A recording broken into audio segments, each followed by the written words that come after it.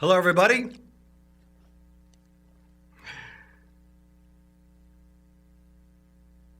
First off, let me say thank you, whoever you are, Flaming Lips fans, for letting me sort of be part of your 10th anniversary Zaireeka party that you're holding there. I obviously can't be there in person. I might be able to be there in person at a couple of these, but for the most part, this is me being able to be with you in a sense at your Zaireeka party, but in a sense through the use of videotape and computer technology. That's really probably how we'll all be communicating in the future anyway. So what I think I'm going to be doing here is I'm going to be presiding over your party here tonight, giving an occasional, hopefully entertaining or insightful sort of preamble to most of the 8 tracks here on Zaireeka. Before we get started, let me explain a little bit about the hows and whys of this thing that you're about to listen to, Zaireeka.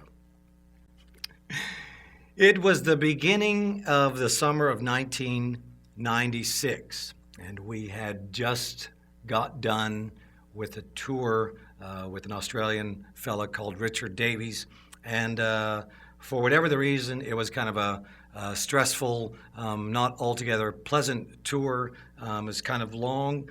We did a lot of rehearsals for it beforehand, and for whatever the reason, we were kind of burned out on touring. And at the same time, right at the end of this, Ronald Jones, our guitar player at the time, announced that he was going to be quitting the band. He was going to play the remainder of the shows that we thought we had at the time, but he was going to be quitting. And I have to say, I don't know if I'm speaking for everybody in the band, but for myself, it really did come as quite a relief for me personally, because by this time, Ronald Jones had become, he was always a strange individual, but he was particularly strange at this point, and he was, at best, I would say, was unpredictable. So it made sort of planning the future kind of full of a lot of anxiety. And so I believe we had only 3 shows scheduled for this summer of 1996, and one of them was in June, another in July, and one in August. And so essentially the summer was sort of free. And in my mind anyway, with Ronald Jones leaving the band, for some reason I felt especially free this summer.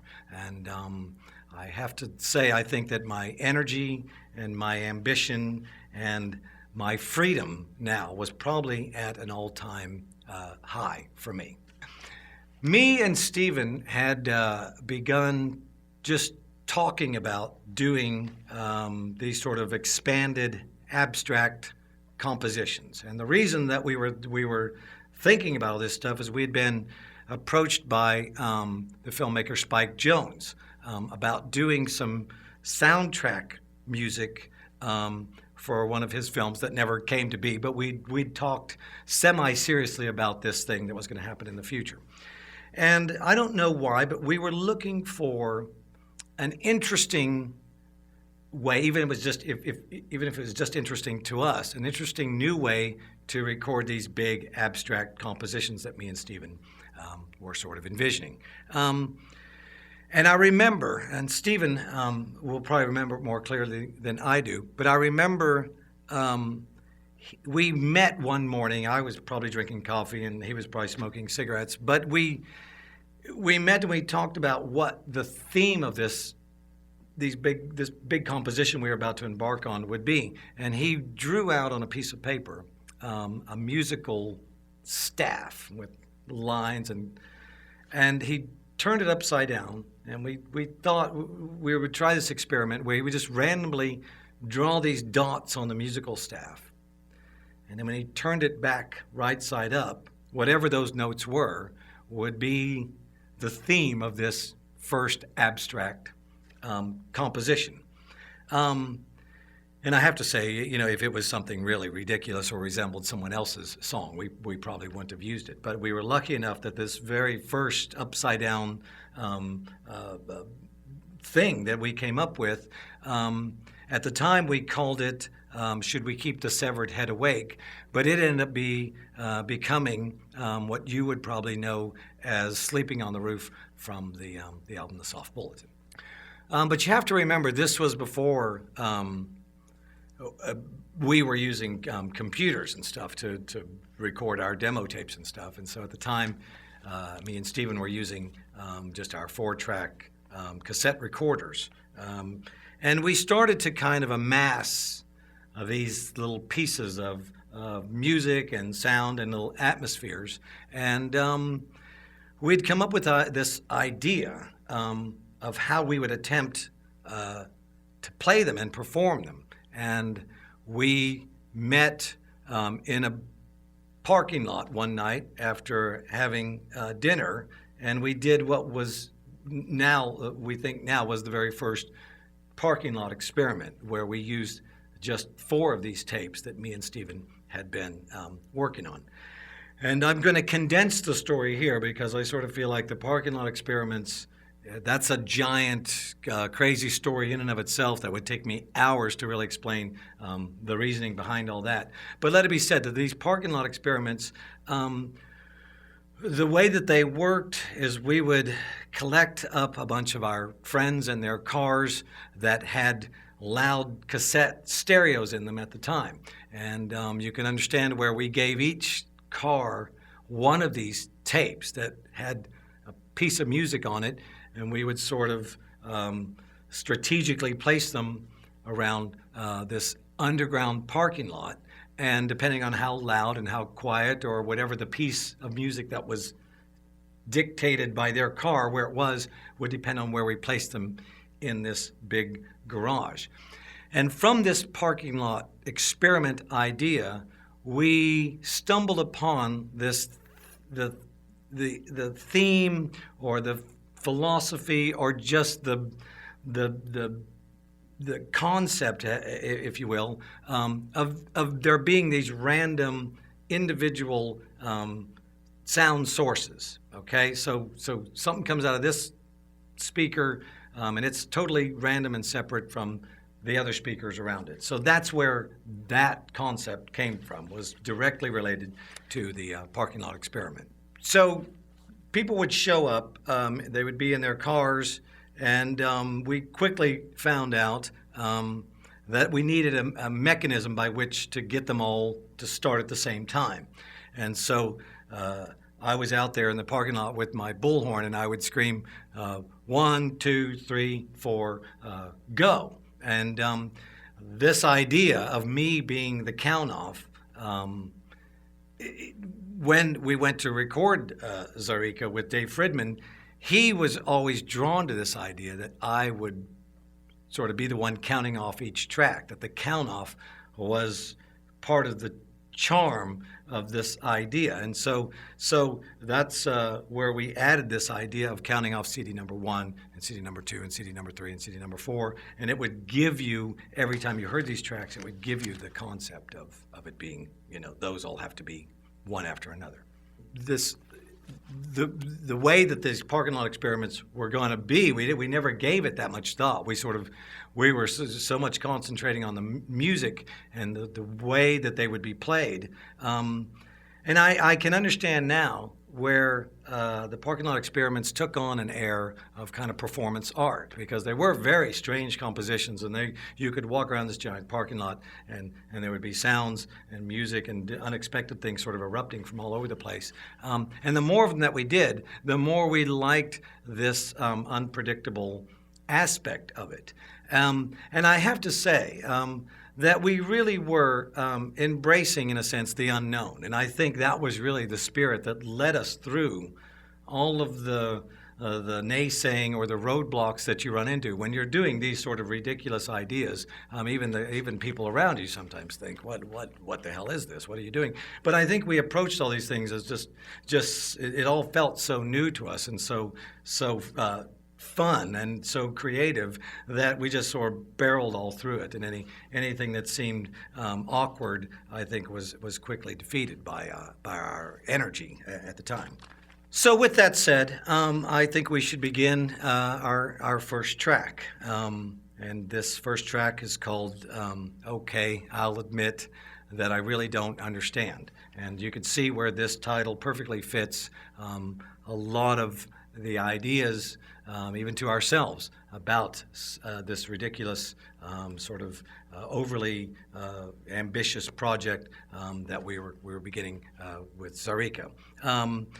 This song is based around, I think towards the end of the song, in the form that you're going to hear it, is based around really just a single piano chord that Stephen played. I think it had some echo or something on it. And it plays, and everything was kind of built after that. And so you hear this wonderful drum track, I think, will come out of one side of the thing. I think you'll hear a bass track out of the other. You'll hear these sort of scary, I almost think now they're kind of Marilyn Manson-esque kind of voices that emanate from one side of it. And there are elements, I think anybody who's familiar with some of these compositions know, there are elements of this that will simply not work together very well. But I want to say that when we were making Zaireeka, that was the part of it that we really liked the best. We knew early on that we could never, of course, you can now sync up CD players, but we knew then that we couldn't expect CD players to really run in sync. And so as this goes, the rhythm track will sometimes run ahead of the bass track, and the whole thing will sort of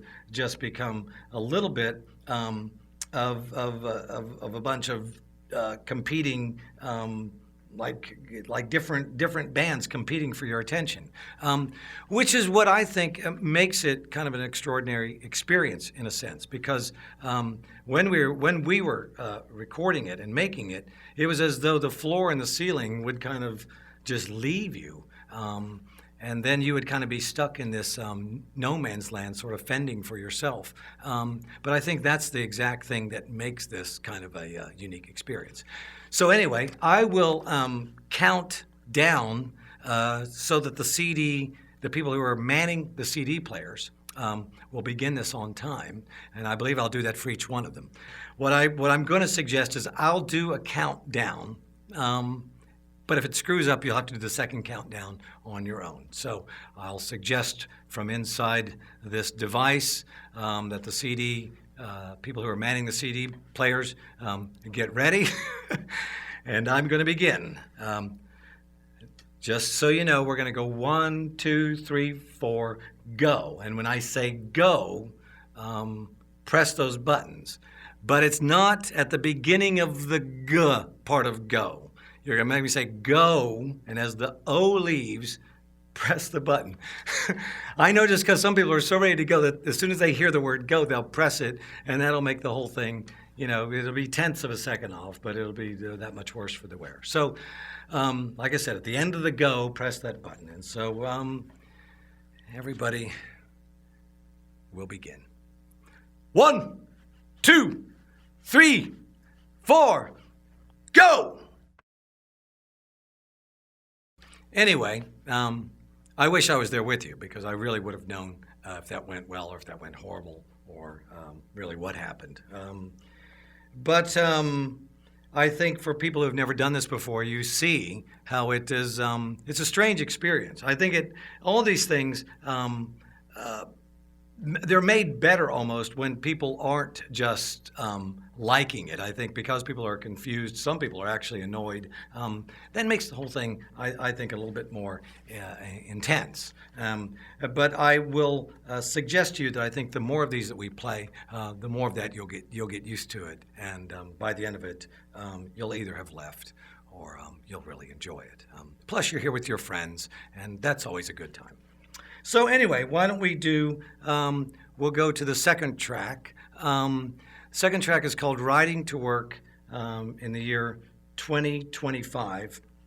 It's got a subtitle, I believe, that's called You're Invisible Now. This song was, I believe, probably the second song, maybe the third song that we worked on for Zaireeka. You have to remember there was a lot of tracks that we worked on for Zaireeka that didn't work.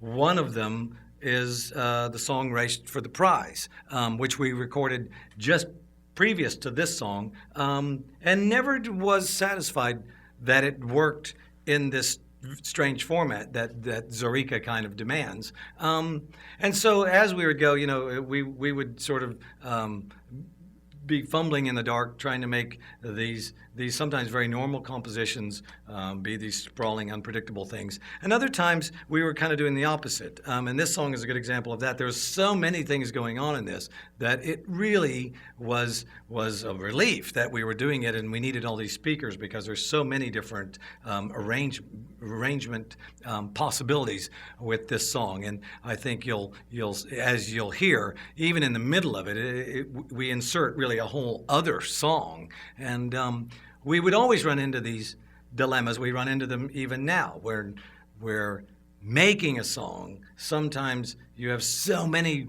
possibilities that you've stumbled upon that you like, but you simply can't fit them all into the two speakers. And that was always one of the things that we embrace so much about Zaireeka, is that we could just pursue all of our ideas and let them all play out, sort of fighting for dominance in your mind.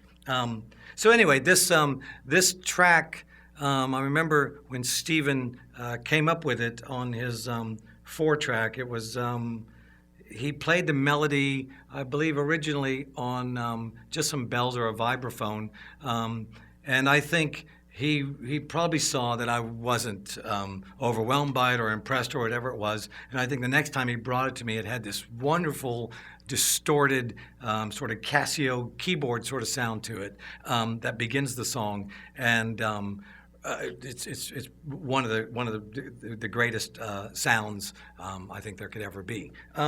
So anyway, again, I'll get your CD players ready as best as you can look at them. This should be track number 2, and I will once again count off so that you press the play button in sync with each other. But again, if you screw up, do the second count off without me, and I'll be waiting over here when we get done. So everybody get ready. Track number 2. Here we go. 1, 2, 3, 4, go! There you go. Hope that was exciting for everybody. And I hope the people who are manning the CD players are starting to get an idea of how much lag time they need to leave between the play buttons and all that. I have to tell you, the very first time that me and Stephen did this experiment, where we played more than one CD player at a time, we used, I believe we had a couple of extended singles that we each had several copies of, and I remember there being a Bjork song and a Beastie Boys song, and we each, between us, we had 4 different versions of the same song. I mean, back in the day, people would release a single, and you'd get sometimes up to 6 or 7 different remixes, depending on the stature that you held at the time. And obviously, you have to think back to this being like 1995, 1996, and Bjork and the Beastie Boys had a lot of remixes going on. So me and Stephen, we really had 4 CDs with the same song on it. And we didn't know what would happen. We put them in, and I remember running 2 that were relatively easy to run. Stephen ran one with his hand, and the other one he had to reach with his foot. But as we all know, he's a great drummer, and he's very coordinated when it comes to feet and hand coordination there. And to our amazement, the beginnings of the songs were all virtually the same. For whatever the reason, maybe the remixers just didn't bother with the very beginning, but they all began and played, I think almost the very first time we played it, virtually in sync, even though there was no count off or anything. It just played. And as these songs rolled on, the Bjork song and the Beastie Boys song, we were mesmerized by how one beat would get ahead of the other, and the whole thing could kind of roll over and exploding under its own inertia. It was very exciting for us, and I think that was why we assumed that when we made our own CDs, that our CDs would do the same thing. We never intended them to really play in sync. And now, through the use of Pro Tools and stuff, I receive, every couple of months, I'll receive a version of Zaireeka that's been all mixed down. And it doesn't, I'm not saying that that's missing the point, but part of the fun of Zaireeka is experiencing sort of one piece of music trying to dominate over the other. That being said, we'll move on to our third track. This is called 35,000 Feet of Despair. And 35,000 Feet of Despair was the very first track that we attempted for Zaireeka. And I don't think it was overly successful or as dynamic or as anything as some of the other tracks.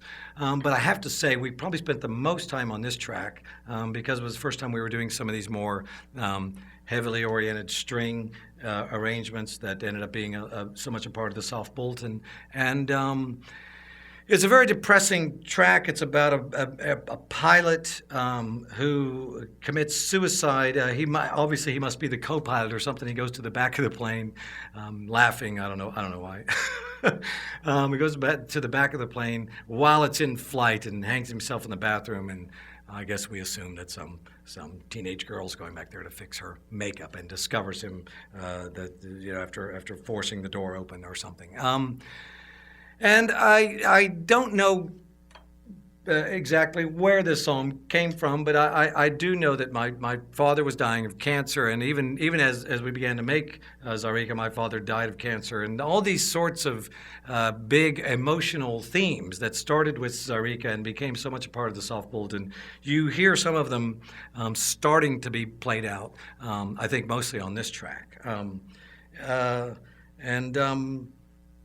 The heartbeat, and I'm not sure which one it'll come out of, but the heartbeat track on this is an actual heartbeat. There's a record that I have, I don't even know where I got it, so someone probably gave it to me, found it at a garage sale or something. But the heartbeat is of a man who's dying, and so we've slowed the heartbeat way down. If your heart was beating as slow as this, you would be dead. But it is an actual heartbeat slowed down, and so it has all this distortion and all this fluttering that's going along. And at the end of this song, as is on the recording, the man's heart stops beating. And so there's that little tidbit that maybe no one else would ever know except for me.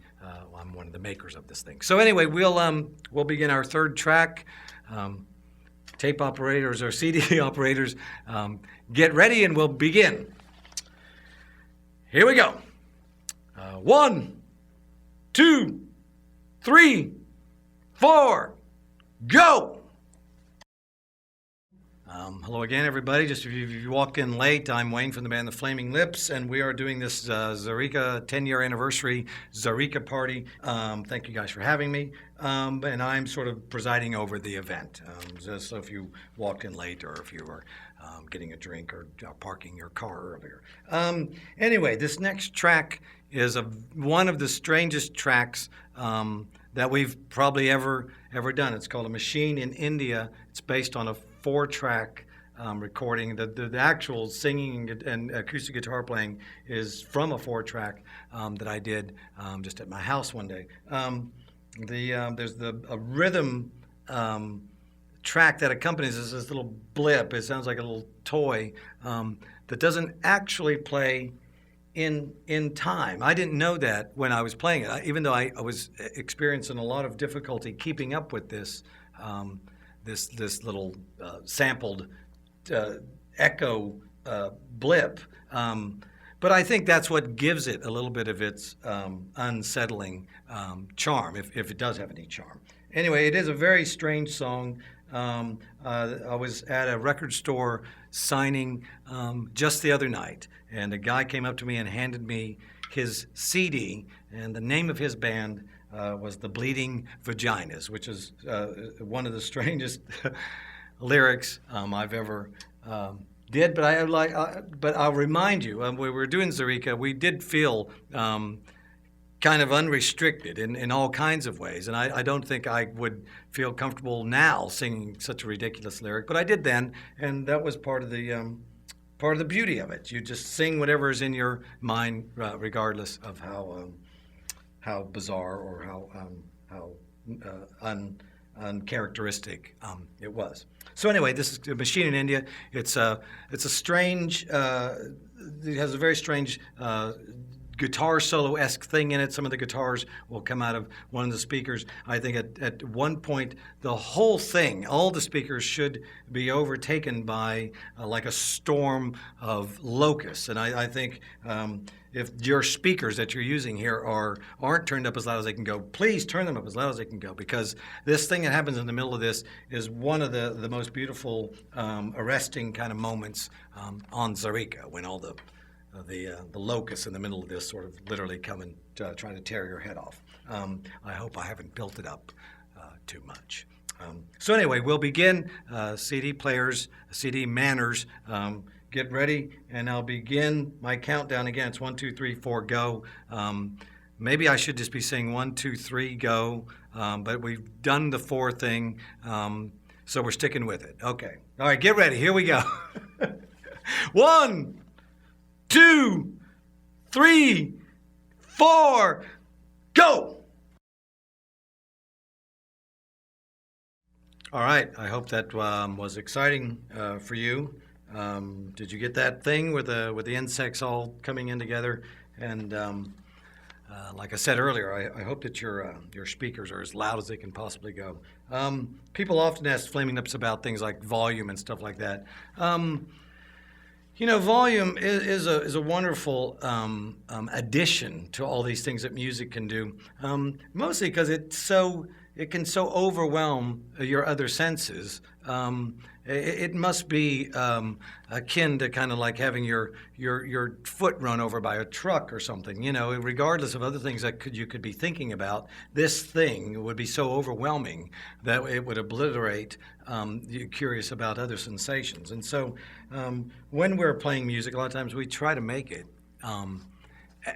as loud as it can possibly be without causing pain, because we want it to be an overwhelming experience, and we want it to be slightly uncomfortable. So we'll see. We'll see. Certainly, when we were making that track, when the insects all sort of go right through the middle of your head there, these were things that we were attempting to do in the parking lot experiments, but was always a little bit difficult to control. And we were discovering once we were narrowing it down to just the 4 CDs that we could really manipulate that kind of movement a lot easier. So I hope you enjoyed that. Anyway, so we're going to move on to track number 5. This is a very strange title. The train runs over the Camel, but is derailed by the Gnat. And this is one of those Flaming Lips tracks that we didn't really write a song. We didn't even arrange a song. This is just us, because we're in the studio, we just make up things really right off the top of our heads, put them to tape, and they either worked or they didn't, and none of it was given very much thought. And again, I don't have any idea how the lyric relates to the title. But again, our minds, we perfectly understood what we were doing, and the minute we stepped back from it, we thought, oh my God, people are going to think that we've lost our minds. And I think we did a little bit. But that's the beautiful thing about pure expression. It shows how insane the capability of insanity that we all have inside of us. So anyway, we'll begin track number 5. CD operators, get ready. Here we go. 1, 2, 3, 4, go! Well, there you go. All right.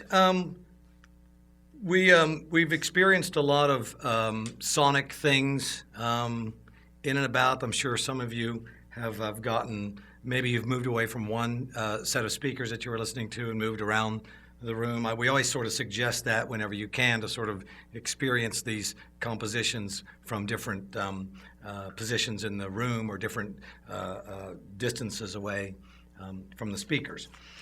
With this next track is called How Will We Know? Again, the lyric and the song portion of it sort of hints at this other type of thinking, this futuristic, this newness to what was coming our way, and it probably speaks a lot to my state of mind, where we thought, well, we're not the sort of band that we used to be. We're becoming a different sort of band, and I think, to a certain extent, that was true. And maybe we're always, pursuing reinventing ourselves. I hope we are, and maybe it's not always for the better, but hopefully it's a kind of pursuit that we don't have that much control over. Anyway, there is some elements of because we produce our own records, we do everything about our records. This idea of not being restricted can spill over into some things that are just plain mean-spirited. And so this track contains some very strange frequencies that I don't think are found on hardly any records ever made, not on purpose anyway. There's a very low frequency, and I'm not sure which speaker comes out of. Low frequencies are kind of hard to describe where they're at because they just kind of will hum around the entire room. But this low frequency, when we were making this track, but sometimes we're making other tracks, and the low frequency will do this. Dave Fridman is very sensitive to all sounds. I suppose that's what makes him such a great collaborator in our producing. But this low rumble really did affect him in his stomach and in his chest, and he would get nauseated. And now there's always been myths and lies and half-truths about people using sound or using low end at sort of sub levels where you don't know what's going on, and suddenly people are shitting in their pants or something like that. I've never experienced that, and as much as we've tried, we've never come across anybody who actually shit their pants. But Dave Fridman came closer than probably anybody, just because it just simply makes him uncomfortable. So we have this low thing that goes on, but there is also a really annoying high frequency. Now, this isn't the highest frequencies on there, but some of the frequencies will get to be so high that you can't really hear them. But this particular frequency, and I forget the megahertz or whatever it is that it's at, but it is truly annoying. And if you get too close to the speaker and the speaker is turned up loud, it could, I'm not saying it would damage you, but it would probably make your ears ring, and it would be pretty unpleasant for the rest of the night. But that is part of the Zaireeka experience, that it isn't just music. It's intensity on a lot of levels. So like I said, that's some of the things that we are able to do because we simply control everything about our records. If we want to put these frequencies in there, we would. We did one disclaimer on the CD package, that if you had infants in the room with you, imagine that your infant is in the room while you're having this crazy experience of listening to Zaireeka, but I suppose it's possible that if your infant was in the room and couldn't put something over its ears, you wouldn't want that to happen. We also suggested that you not listen to this track while you're driving in your car. And again, we always thought it would just be ridiculous to think that people were listening to Zaireeka while driving down the highway. But certainly you could listen to one CD by itself if you wanted to. So anyway, this is the track, How Will We Know? So it's fun in a lot of other ways. The arrangements sort of creep, about midway through the song, they creep up and do this little bit of a crescendo. It's a lot of fun. We would play this song live occasionally. We don't play very many of the tracks off of Zaireeka live, but we would play this one live occasionally. And we would have the whole audience sort of do this fake Beatlemania thing. And from the very beginning of the song, I would tell people, come on, you got to clap and go crazy and scream and scream. And on the film projections behind us, we had this rocket ship that would blast off. And the song isn't very long, so it's easy to keep up a kind of an enthusiastic racket. And when this rocket ship would take off, I would tell everybody, now, when you see that rocket taking off, you really got to scream and go crazy and act like it's just the greatest thing ever. And I have to tell you, the first time we did this, even though we knew that we were all participating in this thing, we weren't actually excited, we just acted like we were. The sound of hearing everybody screaming and going crazy at the same time really did create an authentic chill up our spine. It was moving, I have to say. And so it's a strange song. It evokes some kind of longing and some kind of power that is in the dream itself. Even if the dream is never realized, there's a lot of power in being able to dream about what's to come and what will we find out about ourselves. So this is How Will We Know. It's track number 6. Check your CD players, make sure everybody's on track number 6, and we will begin. CD operators, get ready, and here we go. 1, 2, 3, 4, go! Okay, hope that was not too unpleasant for some of you. Like I said, that doesn't disturb everybody, but some people are really annoyed by it. Anyway, this next track is going to be track number 7. It's called March of the Rotten Vegetables. And this is a track, I believe it was one of the ones at the very beginning that Stephen came up with, playing with some analog delays through his keyboards into his 4-track, and you can sort of tell some of these have a very lo-fi quality with some distortion stuff. It really, I think, makes the compositions even better.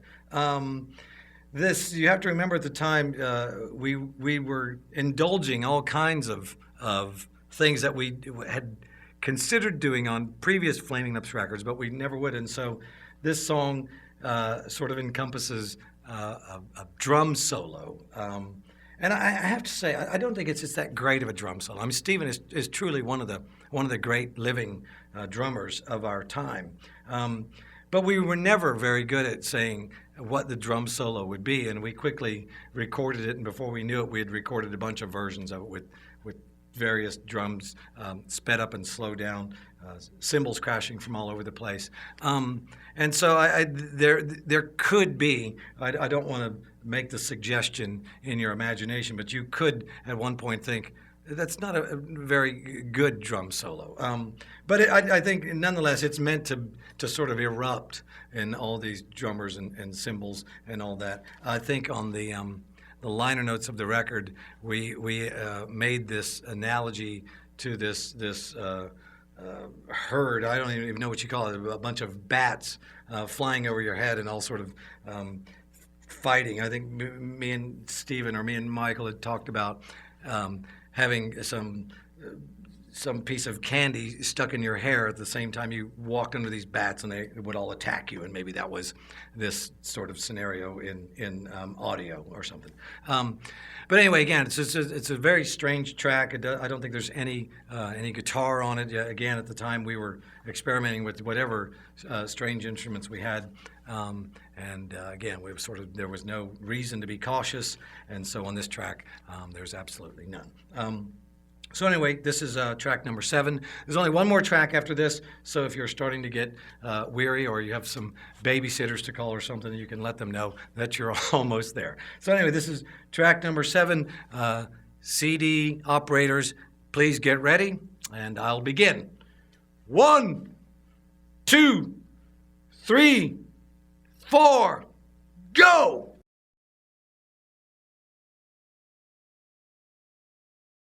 So anyway, like I said, that track is a lot of fun. All right, we're coming up to our last track of Zaireeka here, and this is probably a track of all the tracks on the record. This one is probably the most standard, or the most what a lot of people would have thought of at the time as being a very normal sort of Flaming Lips type of track. And I think as we went, we almost felt like we didn't want this to just seem as though it's just a grand experiment. We really were trying to infuse what we thought we were about into a new way of doing things. And it occurred to us here and there that we weren't really doing these very easily simple sort of children's songs that we know is a part of the canon that we like to express. I had this theme of a song running through my mind for quite a while, based on a true story of my dogs eating the big plastic the insect. As the story will say, I'm not sure out of which speaker it's going to come out of, but the story does tell exactly how the song came about. And at the very end of this, there is a pack of dogs. I don't know if they come from every speaker, but they are quite pissed off, and so when they come at you, they do resemble if you were attacked by a group of 8 rabid, hungry, pissed off giant dogs. And there is distortion. I mean, there's elements of these things that people forget, that in real life, when you're standing by something like an airplane, or even maybe at the subway station, when things are at a very intense volume, your ears will actually distort. They don't just stay with sound doesn't just stay the same and just get louder. It causes all these things. And so, again, we always like this idea of pushing the tape machines, and of course now you can push your Pro Tools, and you can do all these things that add that distortion in there. And so you'll hear as things sometimes get louder, they just almost overwhelm even the machines that are trying to give this stuff to you. And so I'll be back after the song, and we'll say goodbye. And so don't leave right away. And anyway, so this is track number 8. It's called "The Big Old Bug Is the New Baby Now." And CD operators, get ready, and I'll begin the final countdown. And again, if you screw it up, you can do the second or third or fourth countdown on your own. Okay? So anyway, here we go. Get ready. 1, 2, 3, 4, go! All right. Anyway, well, that was a lot of fun. Like I said earlier, I'm sorry I couldn't be here with you in person, but maybe this is even funner anyway. I don't know. Certainly, I had more time to think about what I was going to say, and putting together these sorts of presentations sometimes are a lot of fun for us anyway. So thank you for having this 10th anniversary Zaireeka party, and thank everybody, especially when people approach me who have Zaireeka and have embraced it and all that. It really is one of those records and one of those moments in the life of the Flaming Lips that I sometimes feel kind of like the guy in It's a Wonderful Life, where he thinks he's the only one that cares about these things, and all of his friends come to him and let him know just how much they believe in him. And when we were doing the parking lot experiments that led to Zaireeka, that led to the boombox experiments, there was a sense that we knew we were going into the unknown, and we didn't know how many Flaming Lips fans would understand it or even bother with it. But as the years go by, I think this record, almost more than any of the other ones, is one that the Flaming Lips fans almost embrace almost even more, because it pushes the limits of what you think of as just being entertainment and into an area that really feeds that thing that we all really want out of our music. Feel like this music is speaking almost exclusively to me, even though we know that everybody is sort of listening to it, there's elements of Zaireeka that we feel like are special and unique and a once-in-a-lifetime sort of experience. And so thank everybody. Thank you all for believing in me, and I hope that the Flaming Lips, especially myself, I hope I never let you down. And I'll see you somewhere out there in the world, and I'll always love you. Thanks. Bye.